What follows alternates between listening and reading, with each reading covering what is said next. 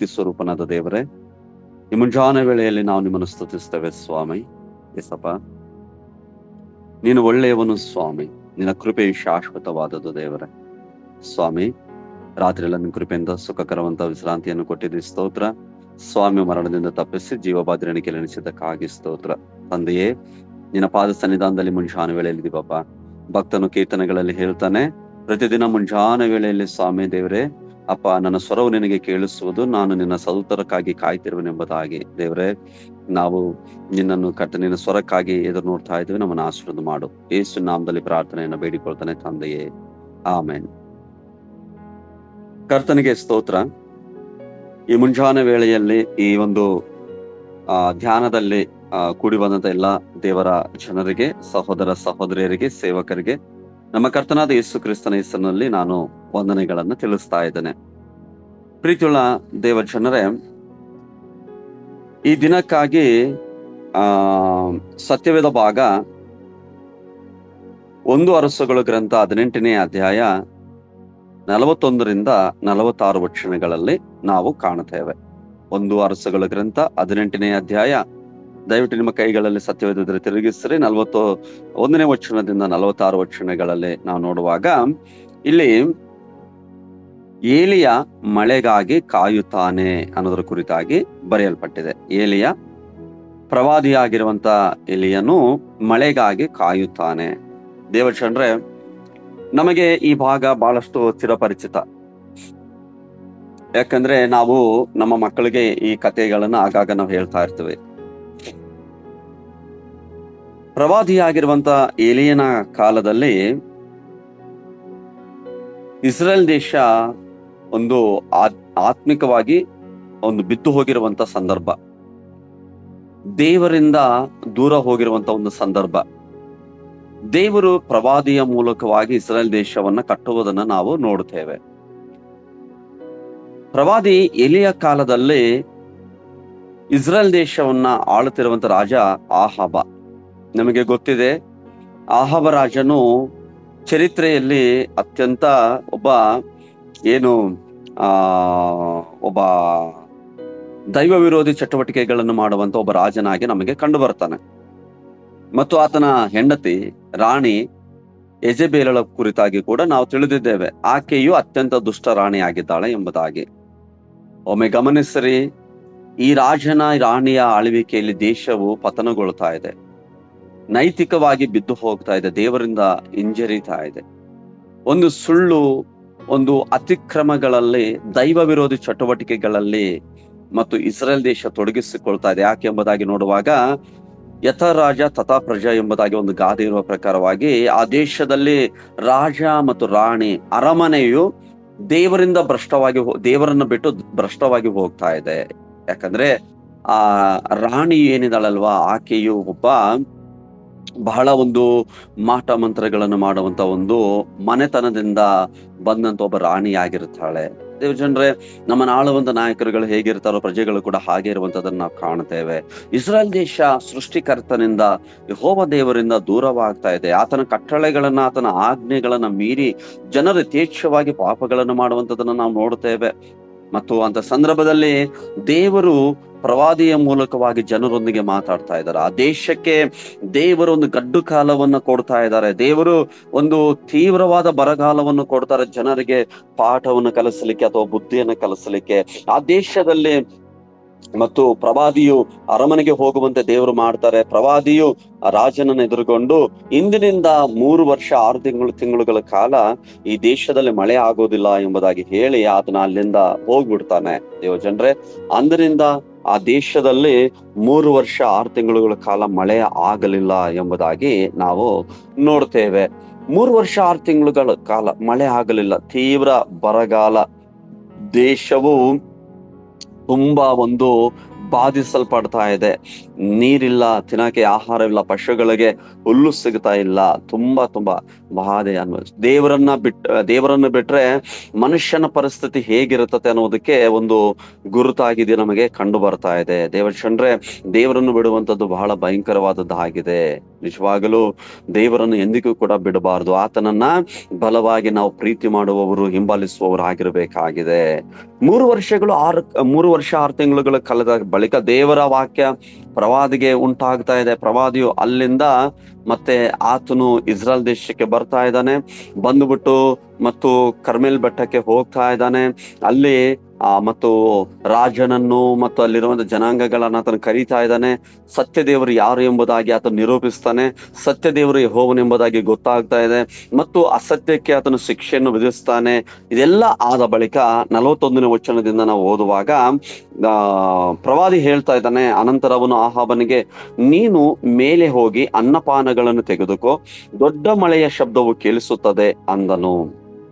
ಆಹಾಬನು ಅನ್ನಪಾನಗಳನ್ನು ತೆಗೆದುಕೊಳ್ಳಲು ಹೋದಾಗ ಎಲಿಯನು ಕರ್ಮೇಲಿನ ತುದಿಗೆ ಹೋಗಿ ಅಲ್ಲಿ ನೆಲದ ಮೇಲೆ ಬಿದ್ದುಕೊಂಡು ಮೊಣಕಾಲಿನ ಮೇಲೆ ತಲೆಯನ್ನಿಟ್ಟನು. ಅವನು ತನ್ನ ಸೇವಕನಿಗೆ, ನೀನು ಮೇಲೆ ಹೋಗಿ ಸಮುದ್ರದ ಕಡೆಗೆ ನೋಡು ಎಂದು ಆಜ್ಞಾಪಿಸಿದನು. ಸೇವಕನು ಹೋಗಿ ನೋಡಿ ಬಂದು ಏನು ತೋರುವುದಿಲ್ಲ ಎಂದು ಹೇಳಿದನು. ಹೀಗೆ ಅವನನ್ನು 7 ಸಾರಿ ಕಳುಹಿಸಿದನು. ಇಲ್ಲಿ ನಡೆಯುವಂಥದ್ದನ್ನು ನಾವು ಗಮನಿಸುವಾಗ ದೇವರು 3 ವರ್ಷ 6 ತಿಂಗಳುಗಳ ಕಾಲ ಇಸ್ರೇಲ್ ದೇಶಕ್ಕೆ ಆತನು ಬರಗಾಲವನ್ನ ಬರಮಾಡಿದನು. ಆದ್ರೆ ಈಗ ಆತನು ಕರುಣೆಯನ್ನು ತೋರಿಸ್ತಾ ಇದ್ದಾನೆ. ಆ ದೇಶದ ಮೇಲೆ ಆತನು ಮಳೆಯನ್ನು ಗರಿಯುವ ಒಂದು ಸಮಯವು ಸಮೀಪವಾಗಿದೆ. ಅದಕ್ಕೆ ಪ್ರವಾದಿ ಹೇಳ್ತಾ ಇದ್ದಾನೆ ರಾಜನಿಗೆ, ನೀನು ಮೇಲೆ ಹೋಗಿ ಊಟ ಮಾಡು, ದಣಿವಾರಿಸಿಕೊಳ್ಳು ಎಂಬುದಾಗಿ ಹೇಳ್ತಾನೆ. ತದನಂತರ ಪ್ರವಾದಿಯು ಆ ಒಂದು ಕರ್ಮೇಲಿನ ಬೆಟ್ಟದ ತುದಿಗೆ ಹೋಗಿ ಆತನು ಪ್ರಾರ್ಥನೆಯಲ್ಲಿ ನಿರತನಾಗ್ತಾ ಇದ್ದಾನೆ. ಆತನು, ದೇವರೇ, ಈ ಒಂದು ದೇಶಕ್ಕೆ ಮಳೆಯನ್ನು ನೀನು ಬರಮಾಡು, ನೀನು ಅನುಗ್ರಹಿಸು ಎಂಬುದಾಗಿ ದೇವರಿಗೆ ಆತನು ಪ್ರಾರ್ಥನೆ ಮಾಡುವಂತದ್ದನ್ನು ನಾವು ಕಾಣ್ತಾ ಇದ್ದೇವೆ. ಪ್ರಾರ್ಥನೆ ಮಾಡುವಾಗ ಆತನು ತನ್ನ ಸೇವಕನಿಗೆ ಹೇಳ್ತಾ ಇದ್ದಾನೆ, ನೀನು ಸಮುದ್ರದ ಕಡೆಗೆ ನೋಡು, ಏನಾದ್ರೂ ಕಂಡು ಬರ್ತಾ ಇದೆಯಾ ನಿನಗೆ ಎಂಬುದಾಗಿ ಹೇಳುವಾಗ ಸೇವಕನು 7 ಸಲ ಬಂದು ನೋಡ್ತಾ ಇದ್ದಾನೆ. ಅಲ್ಲಿ ಏನು ಕಂಡು ಬರ್ತಾ ಇಲ್ಲ ಎಂಬುದಾಗಿ ನಾವು 44ನೇ ವಚನದಲ್ಲಿ ನಾವು ನೋಡ್ತಾ ಇದ್ದೇವೆ. 7ನೆಯ ಸಾರಿ ಸೇವಕನು, ಅಂಗೈಯಷ್ಟು ಚಿಕ್ಕದಾದ ಮೋಡವು ಸಮುದ್ರದಿಂದ ಏರಿ ಬರುತ್ತಲಿದೆ ಎಂದು ತಿಳಿಸಿದನು.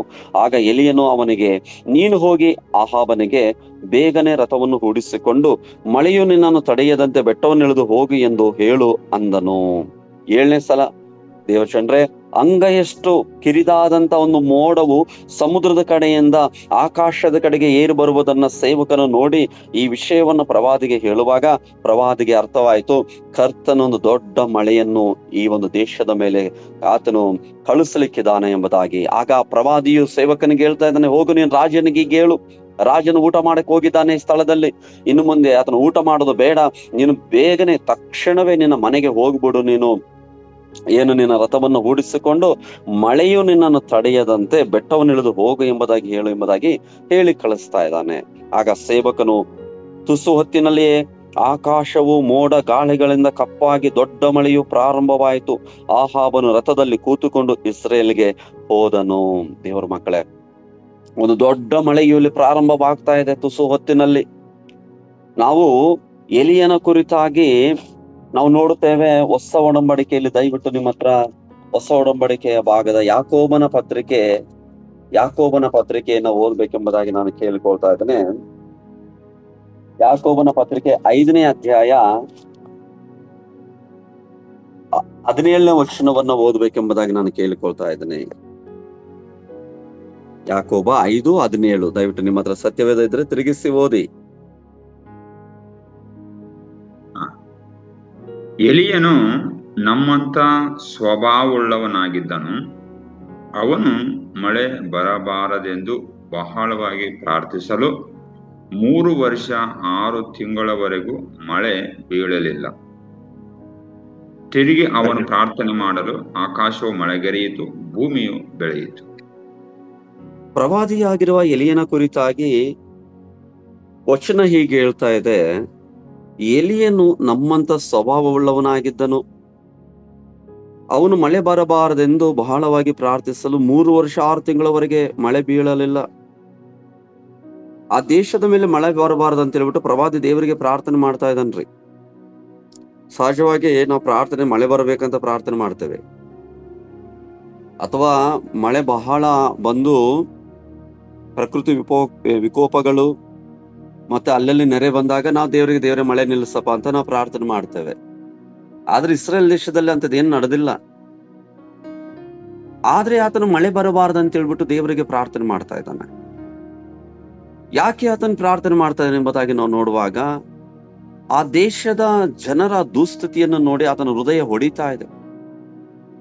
ಜನರು ಅಕ್ರಮವಾಗಿ ನಡೀತಾ ಇದ್ದಾರೆ, ದೇವರ ಆಜ್ಞೆಗಳನ್ನು ಕೈಕೊಂಡು ನಡೀತಾ ಇಲ್ಲ. ದೇವರ ಆಜ್ಞೆಗಳನ್ನು ಯಥೇಚ್ಛವಾಗಿ ಜನರು ಮುರಿದು ಮೀರಿ ತಮ್ಮ ಮನಸ್ಸಿಗೆ ತಿಳಿದಂತೆ ಜೀವಿಸ್ತಾ ಇದ್ದಾರೆ. ದೇವರ ಕೋಪಕ್ಕೆ ಪಾತ್ರರಾಗ್ತಾ ಇದ್ದಾರೆ. ದೇಶವನ್ನು ಅಪವಿತ್ರತೆಯಿಂದ ತುಂಬುತ್ತಾ ಇದ್ದಾರೆ, ಕೊಲೆ ಮಾಡ್ತಾ ಇದ್ದಾರೆ. ದೇವ ಜನರು ಈ ಪರಿಸ್ಥಿತಿಯನ್ನು ನೋಡಿದಂತ ಪ್ರವಾದಿಗೆ ಹೃದಯ ಹೊಡಿತಾ ಇದೆ, ಹೃದಯ ಮುರಿತಾ ಇದೆ. ದೇವ ಜನರೇ, ಸೇವಕರೇ, ಹಿರಿಯರೇ, ಈ ದಿನ ನಮ್ಮ ಸಮಾಜದಲ್ಲಿ ನಮ್ಮ ಕಣ್ಣೆದುರಿಗೆ ಇಂಥ ದುಸ್ಥಿತಿಗಳನ್ನು ನಾವು ಕಾಣುವಾಗ ನಮ್ಮ ಹೃದಯಗಳು ಹೇಗೆ ಪ್ರತಿಕ್ರಿಯಿಸ್ತಾ ಇದ್ದಾವೆ? ಪ್ರವಾದಿಯು ಹೃದಯ ಛಿದ್ರವಾಗ್ತಾ ಇದೆ, ದುಃಖಿಸ್ತಾ ಇದ್ದಾನೆ ಆತನು. ಆತನು ದೇವರಿಗೆ ಪ್ರಾರ್ಥನೆ ಮಾಡ್ತಾ, ಈ ಜನರು ಸ್ವಾಮಿ ನಿನ್ನನ್ನ ಬಿಟ್ಟಿದ್ದು ಎಷ್ಟು ಭಯಂಕರವಾದದ್ದು ಎಂಬುದಾಗಿ ಅವ್ರು ತಿಳ್ಕೊಳ್ಬೇಕು ಸ್ವಾಮಿ. ಅದಕ್ಕೆ ನೀನು ಒಂದು ಕಾರ್ಯ ಮಾಡು, ನೀನೊಂದು 3 ವರ್ಷ 6 ತಿಂಗಳುಗಳ ಕಾಲ ಮಳೆ ಕಳಿಸಬೇಡ. ದೇವಜನರೇ, ಪ್ರವಾದಿಯು ನಮ್ಮಂತ ಸ್ವಭಾವವುಳ್ಳವನಾಗಿದ್ದಾನೆ ಎಂಬುದಾಗಿ ಬರೆಯಲ್ಪಟ್ಟಿದೆ. ದೇವರು ನಮ್ಮ ಪ್ರಾರ್ಥನೆಗೆ ಉತ್ತರಿಸುತ್ತಾನೆ. ಪ್ರವಾದಿ ನಮ್ಮಂತ ಸ್ವಭಾವವುಳ್ಳವನಾಗಿದ್ದಾನೆ. ದೇವರು ಮಹಾ ಕಾರ್ಯಗಳನ್ನು ಮಾಡ್ತಾನೆ. ಸೇವಕರೇ, ನೀವು ಕರೆಯಲ್ಪಟ್ಟವರಾಗಿದ್ದೀರಿ, ಅಭಿಷೇಕಿಸಲ್ಪಟ್ಟವರಾಗಿದ್ದೀರಿ. ದೇವರ ರಾಜ್ಯಕ್ಕೋಸ್ಕರವಾಗಿ ದೇವರು ನಿಮ್ಮನ್ನು ಆರಿಸಿಕೊಂಡಿದ್ದಾನೆ. ದೇವರು ನಿಮ್ಮ ಪ್ರಾರ್ಥನೆಗಳನ್ನ ಗಣನೆಗೆ ತರುತ್ತಾನೆ. ದೇವರು ನಿಮ್ಮ ಪ್ರಾರ್ಥನೆಗಳ ಮೂಲಕವಾಗಿ ಸಮಾಜದಲ್ಲಿ ಬದಲಾವಣೆಗಳನ್ನ ಆತನು ಉಂಟು ಮಾಡ್ತಾನೆ. ಮಳೆ ಬರಬಾರದು ಅಂತ ಹೇಳ್ಬಿಟ್ಟು ದೇವರಿಗೆ ಪ್ರಾರ್ಥನೆ ಮಾಡಿದ ಆತ. ಆ ಸಮಯದಲ್ಲಿ ಕರ್ತನ ನಾವು ನೋಡ್ತಾ ಇದ್ದೇವೆ, ಮಳೆ ಕಳಿಸಲಿಲ್ಲ. 3 ವರ್ಷ 6 ತಿಂಗಳುಗಳಾದ ಬಳಿಕ ತಿರುಗಿ ಅವನು ಪ್ರಾರ್ಥನೆ ಮಾಡಲು ಆಕಾಶವು ಮಳೆಗರೆಯಿತು, ಭೂಮಿಯು ಬೆಳೆಯಿತು. ಈಗ ನಾವು ಓದಿದಂತ 1 ವರ್ಷಗಳು 18ನೇ ಅಧ್ಯಾಯ 45ನೇ ವಚನದಲ್ಲಿ ನಾವು ಓದುತ್ತೇವೆ. ತುಸು ಹೊತ್ತಿನಲ್ಲಿ ಆಕಾಶ ಮೋಡ ಗಾಳಿಗಳಿಂದ ಕಪ್ಪಾಗಿ ದೊಡ್ಡ ಮಳೆಯು ಪ್ರಾರಂಭವಾಯಿತು. ಆಹಾಬನು ರಥದಲ್ಲಿ ಕೂತುಕೊಂಡು ಇಸ್ರೇಲ್ಗೆ ಹೋದನು. 46ನೇ ವಚನ ಬಹಳ ಪ್ರಾಮುಖ್ಯವಾದ ವಚನ, ಎಲ್ಲರೂ ಬಾಯ್ಪಾಠ ಮಾಡಿದ್ರು, ಬಹಳ ಚಂದ.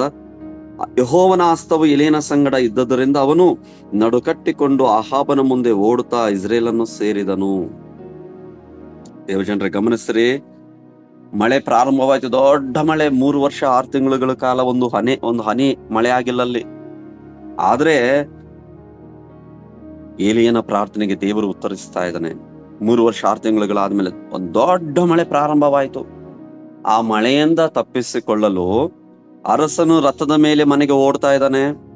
ಇಲ್ಲಿ ಪ್ರವಾದಿಯು ನಡುಕಟ್ಟಿಕೊಂಡು ಆತನು ಕೂಡ ಮಳೆಯಿಂದ ತಪ್ಪಿಸಿಕೊಳ್ಳಲಿಕ್ಕೆ ಓಡ್ತಾ ಇದ್ದಾನೆ. ಇಬ್ರು ಓಡ್ತಾ ಇದ್ದಾರೆ. ಒಬ್ರು ರಥದ ಮೇಲೆ ಕುಳಿತುಕೊಂಡಿದ್ದಾರೆ, ಒಬ್ರು ಕಾಲ್ನಡಿಗೆಯಿಂದ ಓಡ್ತಾ ಇದ್ದಾರೆ. ದೇವಜನರೇ, ರಥದ ಮೇಲೆ ಕುಳಿತುಕೊಂಡು ಹೋಗುವಂತ ಅರಸನು ಮತ್ತೆ ಮಳೆಯಿಂದ ತಪ್ಪಿಸಿಕೊಂಡು ಮುಂದೆ ಹೋಗ್ತಾ ಇದ್ದಾನ, ಅಥವಾ ಪ್ರವಾದಿ ಮುಂದೆ ಹೋಗ್ತಾರೆ ಎಂಬುದಾಗಿ ನಾವು ನೋಡುವಾಗ ಅಲ್ಲಿ ಬರೆಯಲ್ಪಟ್ಟಿದ್ದ 46ನೇ ವಚನದಲ್ಲಿ, ಯೆಹೋವನ ಹಸ್ತವು ಎಲೀಯನ ಸಂಗಡ ಇದ್ದದರಿಂದ ಅವನು ನಡುಕಟ್ಟಿಕೊಂಡು ಆಹಾಬನ ಮುಂದೆ ಓಡುತ್ತಾ ಇಸ್ರೇಲನ್ನು ಸೇರಿದನು. ದೇವರಿಗೆ ಸ್ತೋತ್ರ. ಎಲೀಯನ ಸಂಗಡ ಯೆಹೋವನ ಹಸ್ತವು ಇತ್ತೆಂಬುದಾಗಿ ಬರೆಯಲ್ಪಟ್ಟಿದೆ. ದೇವ ಜನರೇ, ಸೇವಕಿಯರೇ, ಹಿರಿಯರೇ, ದೇವರ ಹಸ್ತವು ತನ್ನ ಮಕ್ಕಳೊಂದಿಗಿದೆ, ತನ್ನ ಸೇವಕರೊಂದಿಗೆ ಇದೆ. ದೇವರಿಗೆ ಅಸಾಧ್ಯವಾದ ಕಾರ್ಯಗಳು ಒಂದು ಇಲ್ಲ. ಕರ್ತನಲ್ಲಿ ಬಲವನ್ನು ಹೊಂದಬೇಕು, ಕರ್ತನ ಸೇವೆ ಮಾಡಬೇಕು, ಕರ್ತನ ರಾಜ್ಯಕ್ಕಾಗಿ ಓಡಬೇಕು. ಸಂಗೀತಗಾರನು ಕೀರ್ತನೆಯಲ್ಲಿ ಹೀಗೆ ಹೇಳ್ತಾನ್ರಿ, ನಡೆಯದು ಸೇವೆ ಕಾಲಲ್ಲಿ, ಮಾಡು ಸೇವೆ ಮೊಣಕಾಲಲ್ಲಿ ಎಂಬುದಾಗಿ. ಎಲಿಯನು ಮೊಣಕಾಲಿನ ಪ್ರಾರ್ಥನೆಯ ವೀರನಾಗಿದ್ದನು. ಆತನು ಒಬ್ಬ ಕರ್ತನಿಗಾಗಿ ಆತನು ವೈರಾಗ್ಯದಿಂದ ತುಂಬಿದವನಾಗಿದ್ದನು. ಓಡ್ತಾ ಇದ್ದಾನೆ ನೋಡಿ. ಯೆಹೋವನ ಹಸ್ತವು ಎಲೀಯನಿಗೆ ಸಂಗಡವಿತ್ತು, ಆತನ ಜೊತೆ ಇತ್ತು. ಆಹಾಬನ ಮುಂದೆ ಓಡ್ತಾ ಇಸ್ರಾಯೇಲನ್ನು ಸೇರಿದನು. ಆಹಾಬನ ಮುಂದೆ, ರಥದ ಮುಂದೆ ಓಡ್ತಾ ಇದ್ದಾನೆ. ನಾವು ಜ್ಞಾನೋಕ್ತಿಗಳ ಗ್ರಂಥದಲ್ಲಿ ಓದುತ್ತೇವೆ, ಒಂದು ಮಾತು ಹೀಗಿರ್ತದೆ, ಅಶ್ವಬಲವು ಯುದ್ಧ ದಿನಕ್ಕಾಗಿ ಸನ್ನದ್ಧವಾಗಿದ್ದರೂ ಜಯವು ಯೆಹೋವನಿಂದಲೇ ಎಂಬುದಾಗಿ. ರಾಜರಿಂದಲ್ಲ, ಕುದುರೆಗಳಿಂದಲ್ಲ, ರಾಹುತರಿಂದಲ್ಲ, ಜಯವು ಕರ್ತನಿಂದ. ದೇವರಿಗೆ ಸ್ತೋತ್ರ. ದೇವರ ನಾಮಕ್ಕೆ ಮಹಿಮ ತಂದ ದೇವರ ಸೇವಕರಾಗಿರುವಂತ ಎಲಿಯನು ಆತನು ಓಡಿದನು. ಈ ದಿನ ಕರ್ತನ ಸೇವೆಯಲ್ಲಿ ಮತ್ತು ಯಥಾರ್ಥವಾಗಿ ಎಲೆಯನಂತೆ ಓಡಿದಂತ ಒಬ್ಬ ಮಿಷನರಿ ಕುರಿತಾಗಿ ನಾವು ನೋಡಿಕೊಳ್ಳೋಣ.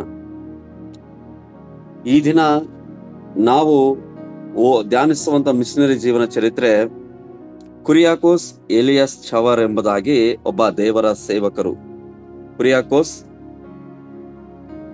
ಎಲಿಯಸ್ ಚಾವರ ಎಂಬುದಾಗಿ ದೇವ ಜನರೇ, ಇವರು ಫೆಬ್ರವರಿ 10, 1805 ಕೇರಳದ ಕೈನಕರಿಯಲ್ಲಿ ಒಂದು ನಂಬಿಕೆಯಲ್ಲಿ ನಿಷ್ಠ ಉಳ್ಳ ಸಿರೋ ಮಲ್ಬಾರ್ ಎಂಬ ಕುಟುಂಬದಲ್ಲಿ ಆತನು ಜನಿಸ್ತಾ ಇದ್ದಾನೆ.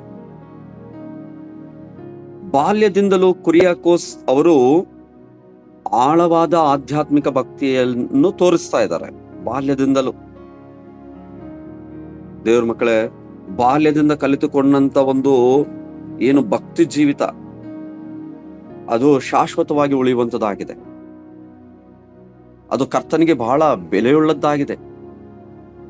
ತಿಮೋತಿಯನ ಕುರಿತಾಗಿ ಕೂಡ ಅಪೊಸ್ತಲನಾದ ಪೌಲನು ಹೇಳ್ತಾನೆ, ಬಾಲ್ಯದಿಂದಲೂ ನಿನ್ನ ತಾಯಿ, ನಿನ್ನ ಅಜ್ಜಿ ಏನು ನಿನ್ನನ್ನು ದೇವರ ಒಂದು ಭಯಭಕ್ತಿಯಲ್ಲಿ ಬೆಳೆಸಿದಾರಪ್ಪ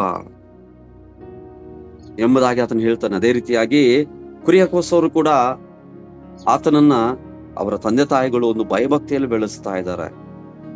ಮಕ್ಕಳನ್ನ ನಡಿಬೇಕಾದ ಮಾರ್ಗಕ್ಕೆ ತಕ್ಕಂತೆ ನಡೆಸಬೇಕಂತೆ.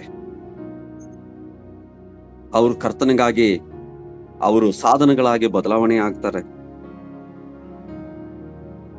ಕುರಿಯಾಕೋಸ್ ಅವರು ಸೆಮಿನರಿಗೆ ಅಂದ್ರೆ ಸುಮಾರು ತಮ್ಮ ಒಂದು 24ನೇ ವಯಸ್ಸಿನಲ್ಲಿ ಸೆಮಿನರಿಗೆ ಸೇರ್ತಾರೆ. ಸಭಾಪಾಲಕರಾಗಿ ನೇಮಕಗೊಳ್ತಾರೆ.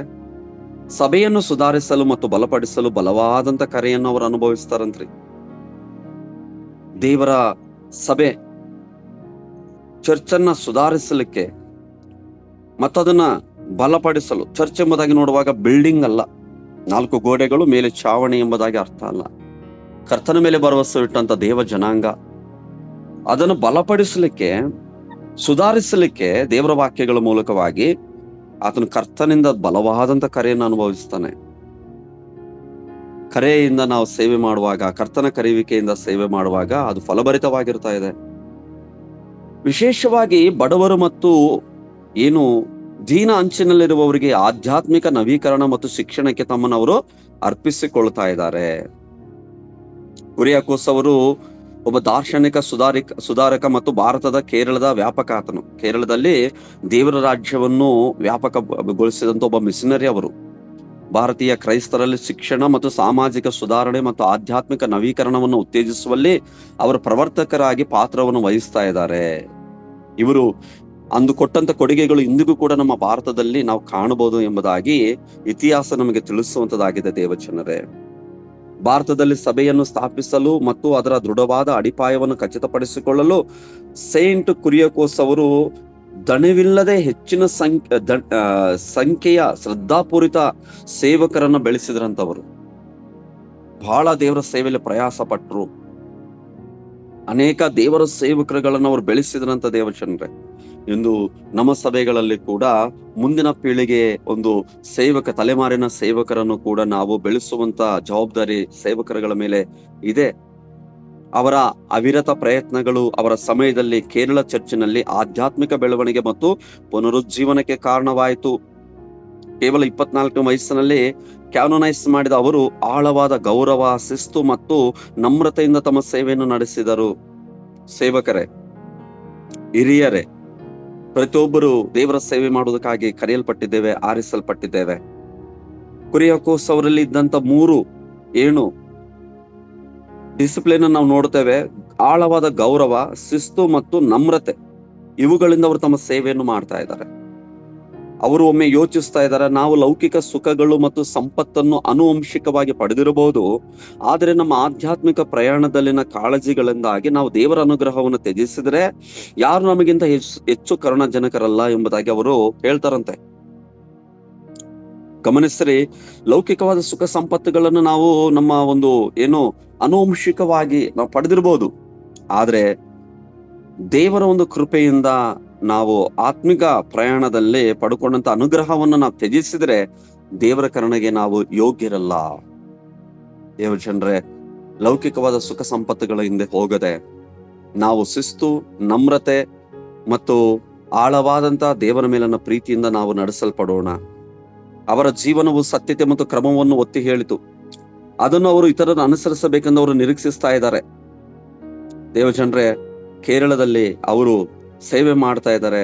ತಮಿಳನ್ನು ಕೂಡ ಬಹಳ ಅದ್ಭುತವಾದ ರೀತಿಯಲ್ಲಿ ಕಲಿತುಕೊಂಡು ಸೇವೆ ಮಾಡಿದ್ರಂತೆ. ಅನೇಕ ಮಲಯಾಳಂ ಪುಸ್ತಕಗಳನ್ನು ಬರೆದರಂತೆ.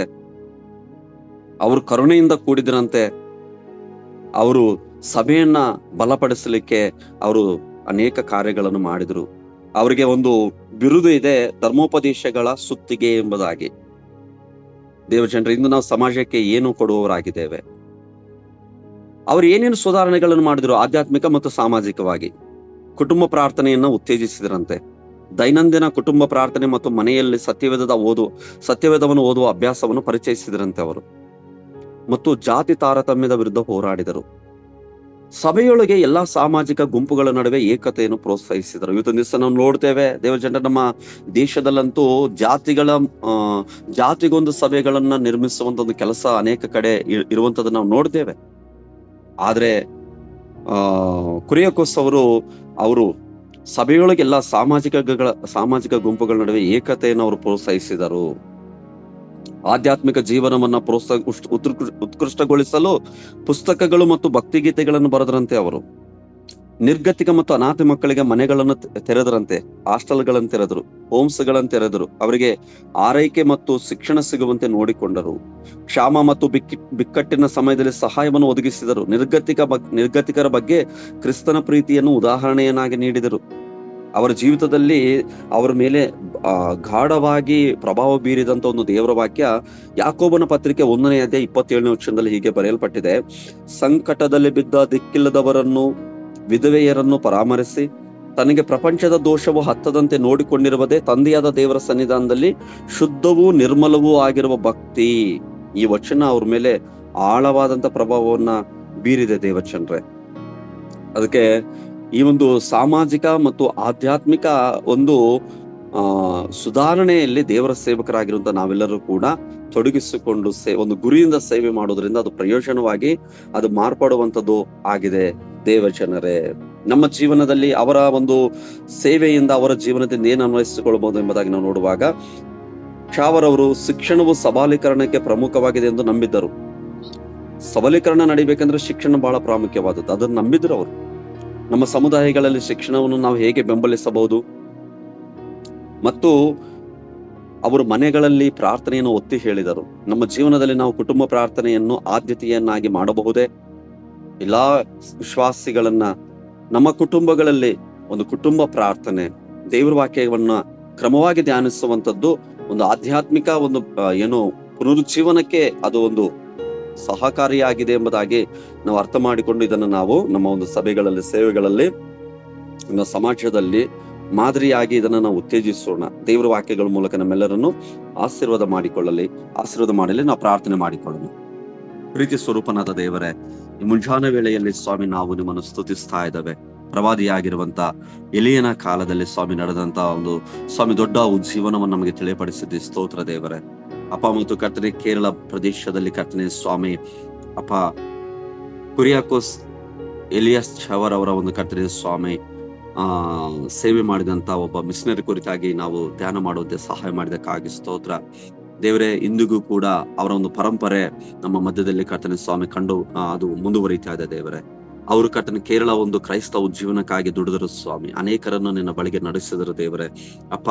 ಮತ್ತು ಶಿಸ್ತು, ಗೌರವ, ಒಂದು ನಮ್ರತೆಯಿಂದ ಕೂಡಿದವರಾಗಿ ಆಳವಾಗಿ ಸ್ವಾಮಿ ತೊಡಗಿಸಿಕೊಂಡು ನಿಮ್ಮ ಸೇವೆಯನ್ನು ಮಾಡಿದರು ದೇವರೇ. ನಮ್ಮನ್ನು ಕೂಡ ಸ್ವಾಮಿ ಕುರಿಯಾಕೋಸ್ ಒಂದು ಮಿಷನರಿಯನ್ನು ನಾವು ಕೂಡ ಅವರನ್ನು ಅನುಸರಿಸುವಂತೆ ಕೂಡ ಸಹಾಯ ಮಾಡಿದೇವ್ರೆ. ಇದನ್ನ ನಾವು ಮುಂಜಾನೆ ವೇಳೆ ಬೇಡಿಕೊಳ್ತಾ ಇದ್ದೇನೆ ಸ್ವಾಮಿ. ಪ್ರಾರ್ಥನೆಯಲ್ಲಿ ಕೂಡಿ ಬಂದ ಪ್ರತಿಯೊಬ್ಬರು ನೀನು ಹೇರಳವಾಗಿ ಆಶೀರ್ವಾದ ಮಾಡು ಸ್ವಾಮಿ. ಅದನ್ನ ಪ್ರಾರ್ಥನೆ ಮಾಡ್ತಾ ಇದ್ದೇನೆ. ಒಂದು ಕಲ್ವಾರಿ ಚಾಪಲ್ ಟ್ರಸ್ಟ್ ಅನ್ನು ಆಶೀರ್ವಾದ ಮಾಡದೇವ್ರೆ. ನಮ್ಮ ನಿರ್ದೇಶಕರುಗಳು ಮತ್ತು ಉಪನಿರ್ದೇಶಕರುಗಳನ್ನ ಆಶೀರ್ವಾದ ಮಾಡದೇವ್ರೆ.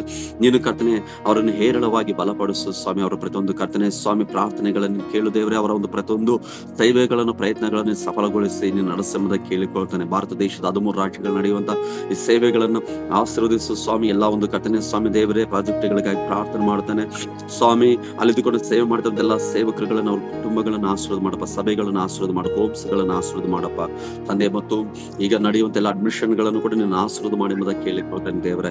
ನಮ್ಮ ಸಂಸ್ಥೆಯ ಪ್ರತಿಯೊಂದು ಕೊರತೆಗಳನ್ನು ನೀಗಿಸಿ ಎಂಬುದಾಗಿ ಕೇಳಿಕೊಳ್ತಾನೆ ಸ್ವಾಮಿ. ಉನ್ನತ ಮಟ್ಟದಲ್ಲಿ ಅಭಿವೃದ್ಧಿಪಡಿಸಿ ದೇವರೇ ನಿಮ್ಮ ರಾಜ್ಯಕ್ಕಾಗಿ ಇನ್ನೂ ದೇವರ ಈ ಸಂಸ್ಥೆನ ನೀನು ಕರ್ತನೆ ಸ್ವಾಮಿ ಬಳ್ಳಿಯಂತೆ ಕರ್ತನೆ ಸ್ವಾಮಿ ಉದ್ಧರಿಸಬೇಕೆಂದು ನಾನು ಕೇಳಿಕೊಳ್ತೇನೆ ಸ್ವಾಮಿ. ತಂದೆ ಪ್ರಾರ್ಥನೆ ಕೇಳಿದರೆ ಸ್ತೋತ್ರ. ಯಾರಿಗಾದ್ರೂ ಅನಾರೋಗ್ಯದಿಂದ ಬಳಲ್ತಾ ಇದ್ರೆ ನೀನು ಅವರನ್ನು ಮುಟ್ಟಿ ಗುಣಪಡಿಸಬೇಕೆಂದು ಕೇಳಿಕೊಳ್ತೇನೆ ಸ್ವಾಮಿ. ಈ ಮುಂಜಾನೆ ವೇಳೆಯಲ್ಲಿ ಪ್ರತಿಯೊಬ್ಬರು ನಿನ್ನ ಮುಟ್ಟಿ ಆಶೀರ್ವದಿಸಿ ಶಾಂತಿ ಸಮಾಧಾನ ಒದಗಿಸಿಕೊಡ್ಬೇಕೆಂದು ನಾನು ಕೇಳಿಕೊಳ್ತೇನೆ ಸ್ವಾಮಿ. ಈ ಪ್ರಾರ್ಥನೆ ಕೇಳಿದಕ್ಕಾಗಿ ಸ್ತೋತ್ರ. ನಮ್ಮ ಕರ್ತನಾದ ಯೇಸು ಕ್ರಿಸ್ತನ ಹೆಸರಿನಲ್ಲಿ ಈ ಪ್ರಾರ್ಥನೆಯನ್ನ ಕೇಳಿಕೊಳ್ತೇನೆ ತಂದೆಯೇ. ಆಮೆನ್. ಆಮೆನ್.